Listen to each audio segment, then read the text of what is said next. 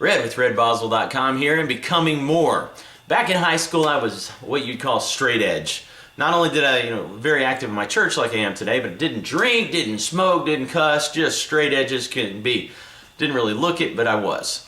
So one Friday night, me and a bunch of buddies and folks from my high school were out in the high school parking lot, out, back of the high school. Music going, having a beautiful Friday night on a great, summer evening. Well, I got hold of a six-pack of beer. I was quite proud of myself. I had that six-pack of beer. I'd never had a six-pack of beer, never had a beer. I'm in the back of the buddy's pickup truck, and a couple of high school friends pull up. Knew them fairly well, but they weren't tight buddies. And I go, "Hey Glenn, hey Jason, you want a beer?" And they look at me and kind of in shock, kind of just staring at me with their jaw half open. And Glenn goes, "Boswell, you were the last person on earth I'd ever think would have a beer." And Jason goes, "Yeah, man, wow, what's next? The Pope gonna go stage diving?" So I was there thinking nobody ever noticed nobody ever saw me being good. Nobody really cared. That's what I'm thinking. But in actuality, everybody knew.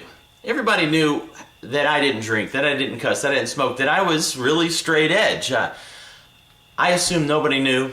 In reality, these guys that I knew from afar were very familiar with my reputation and who I was as a person, with my integrity, with my character, with my reputation at the high school. Huge high school. I assume nobody knew about my beliefs, etc.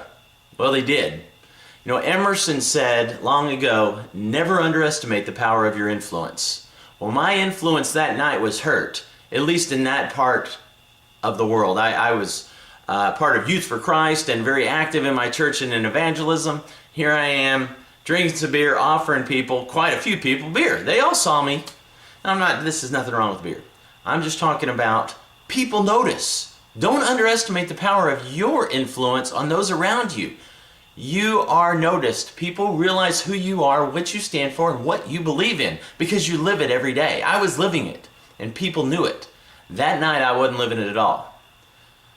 I encourage you in your becoming more, in your quest to be the best and to be more and to become number one, that you will not underestimate the power of your influence and realize people are watching. I'm Red Boswell, and I'm excited about becoming more with you today.